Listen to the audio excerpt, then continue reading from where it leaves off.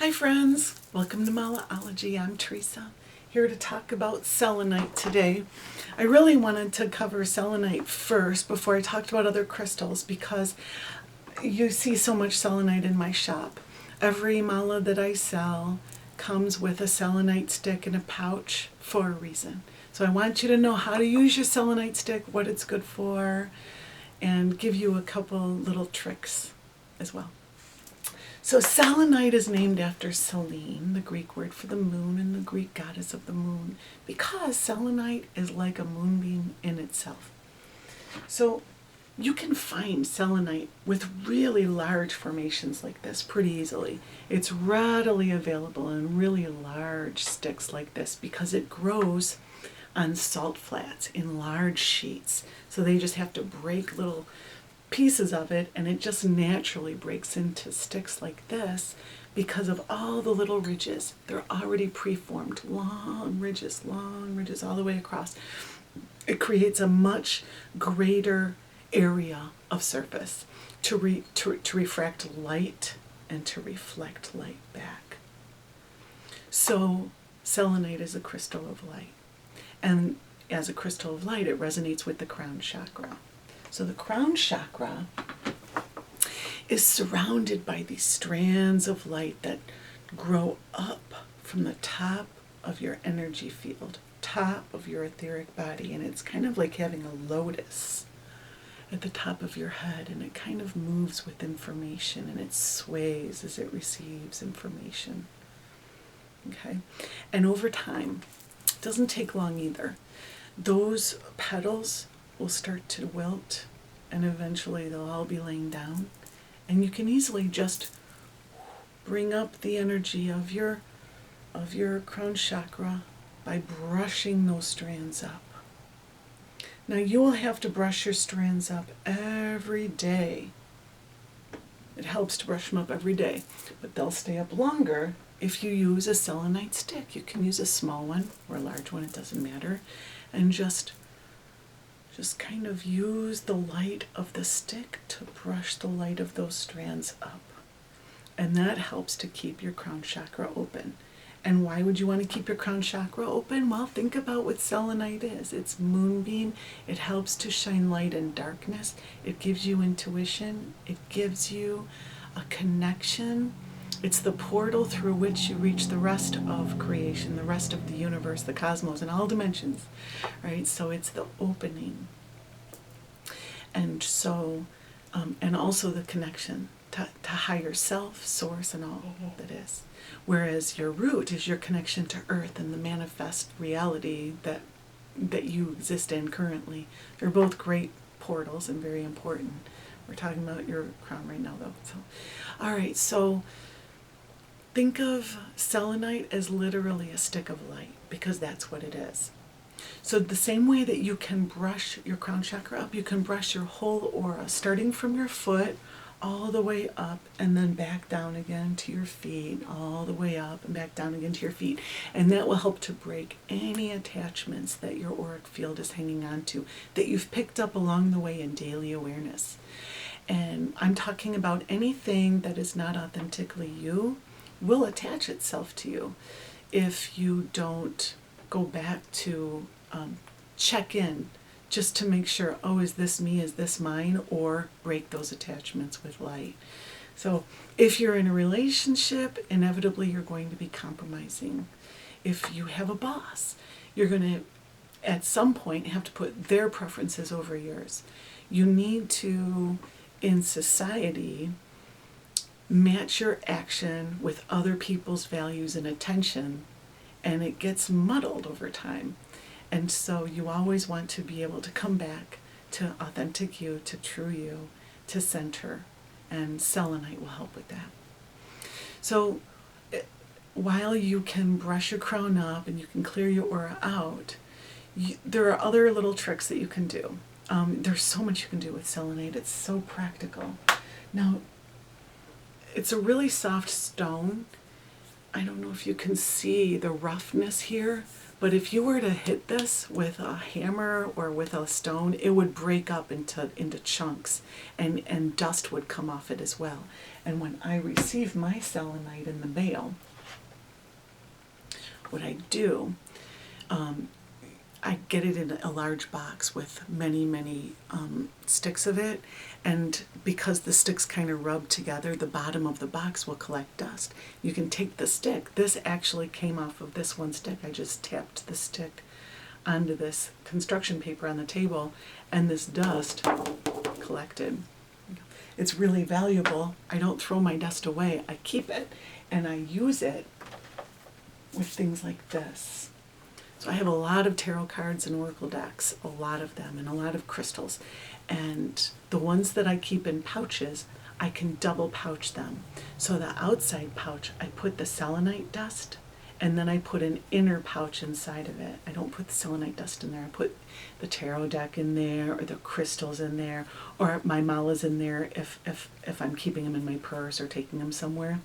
And that keeps the cards, and the selenite separate, but surrounded by the energy of the selenite, keeping that energy cleared at all times. It really works. Even if it's just a little bit of dust, it absolutely works. Don't throw your dust away. Keep it. Another thing you can do, this is one of my faves. Actually, this may be my very favorite. This is my magic wand. Yes, it's sharpened and polished, but it doesn't have to be. All you need is a selenite stick of any sort. It doesn't have to look pretty. It's a beam of light. And I think of my intention, I think of my wish, and I put it out there into the universe, and I imagine the fabric of the cosmos like a Hubble field photograph where you can see layers and layers of galaxy way off into the distance. And I allow the universe to become the paper upon which I write my story. And then I write my wish out onto that fabric of all creation. And I write what I want in a statement form. So I'll say, I have an active and loving community, or I have plenty of time to get things done. It doesn't matter how intricate my wish is. It doesn't matter how grand my wish is.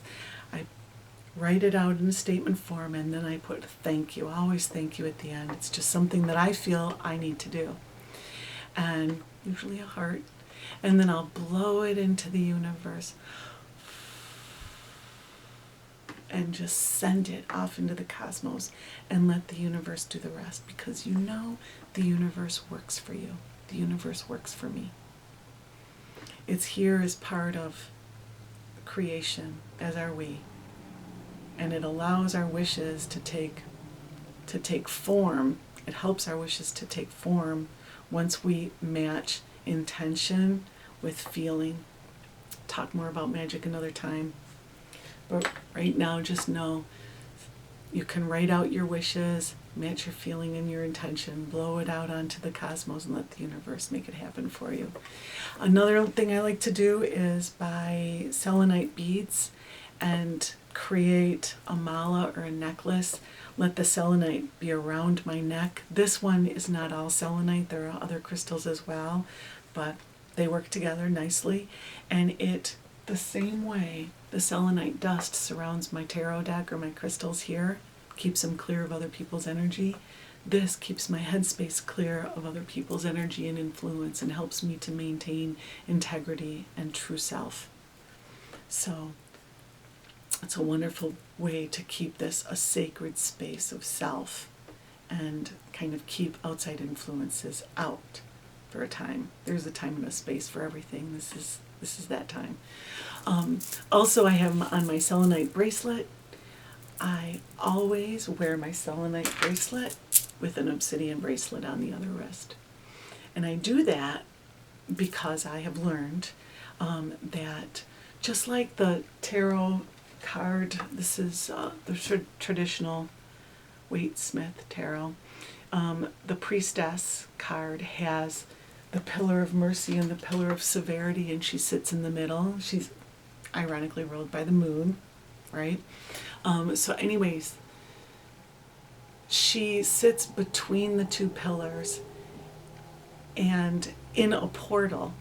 Through that center is where manifestation occurs. Again, I'll talk about magic and manifestation in another video, but these are the two of the three ingredients of magic and manifestation is the two ends of duality, as above, so below, as without, so within, right?